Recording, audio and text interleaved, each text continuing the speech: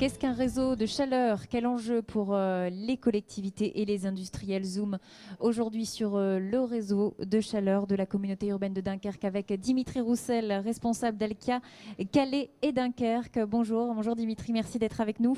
D'Alkia qui est un partenaire de ces assises européennes de la transition énergétique. D'Alkia, c'est l'aspect technique du réseau de chaleur. Expliquez-nous donc en quelques mots, Dimitri, qu'est-ce que vous faites pour le réseau de chaleur?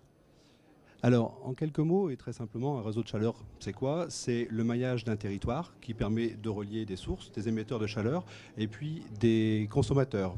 Ça peut être des écoles, des bâtiments administratifs ou tout simplement des logements. Donc vous récupérez la chaleur des industriels, c'est ça? Alors, la particularité du réseau de chaleur de Dunkerque, c'est effectivement qu'on récupère l'énergie fatale issue du process industriel de l'usine ArcelorMittal.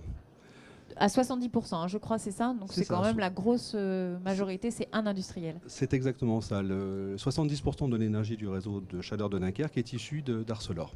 Et c'est une énergie qui, au préalable, était perdue par des petits oiseaux, tout simplement. Donc quelle est la capacité de ce réseau? Vous le dites aujourd'hui, ce réseau qui existe depuis déjà de très nombreuses années, hein. Alors, le réseau existe effectivement depuis 1985. Il s'est notablement étendu, il a doublé depuis. Aujourd'hui, il a atteint une capacité, alors il y a une unité qu'on appelle l'équivalent logement, donc c'est l'équivalent de 16 000 logements, soit à peu près 45 à 50 000 personnes. Alors vous avez dit avant, ça partait aux petits oiseaux. Aujourd'hui, on récupère, donc c'est du bénéfice pour les industriels. C'est ça l'avantage principal?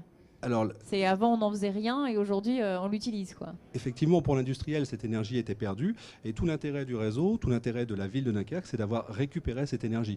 Alors on est vraiment dans un schéma qui est gagnant-gagnant puisque l'industriel en retire bénéfice puisque nous lui achetons cette chaleur et puis pour les habitants de la ville de Dunkerque, c'est une énergie qui est peu chère en plus d'être renouvelable. Alors c'est un réseau donc qu'on qualifie de ENRR, énergie renouvelable et de récupération.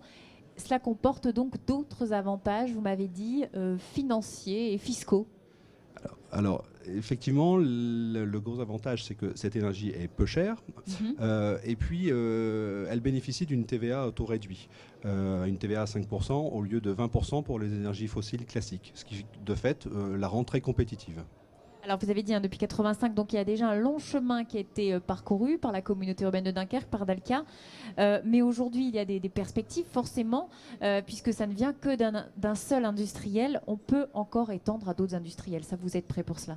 Alors nous sommes prêts pour ça et puis le territoire du Dunkerquois s'y prête particulièrement bien puisqu'il est très chargé en industrie qui, dans leur process, dégage de l'énergie et cette énergie est récupérable. On peut l'utiliser pour en faire quelque chose de positif. Donc techniquement on est prêt. Qu'est-ce qu'il vous faut encore pour avancer et convaincre davantage d'industriels?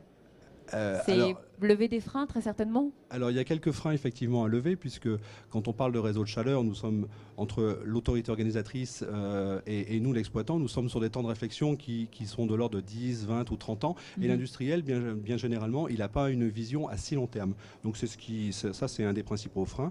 Et puis, dans les autres freins, on peut situer tout simplement l'étalement géographique entre l'émetteur de la chaleur et puis l'endroit où cette chaleur doit être diffusée, utilisée. Aujourd'hui, l'autre enjeu, c'est peut-être, vous le dites, est-ce qu'on peut diffuser cette chaleur au-delà du territoire dunkerquois? C'est aussi pour les convaincre aussi, montrer qu'il y a vraiment un réel besoin, une réelle demande. Alors, on peut le faire. Techniquement, c'est possible. Financièrement, économiquement, c'est encore un petit peu compliqué, mais force est de constater que ce ne sera pas toujours le cas et que les choses évoluent très très vite de ce côté-là. Donc, dans quelques temps, effectivement, nous serons capables d'aller capter de la chaleur très loin de l'endroit où elle sera utilisée. Donc, en tout cas, votre message global derrière tout ça, c'est de dire que finalement, on a ce paysage fortement industriel, mais de cette faiblesse, entre guillemets, on peut en faire une force. Et c'est exactement ça. Donc les perspectives sont belles, encore une fois. De quelque chose de plutôt négatif, on peut retirer quelque chose de très positif et de très utile pour chacun et pour tous. Et tout le monde peut en tirer parti. Merci beaucoup Dimitri Roussel. Donc, je rappelle, vous êtes responsable d'Alkia, Calais et Dunkerque. Merci d'avoir accepté notre invitation. On se retrouve très vite pour d'autres émissions autour de la transition énergétique.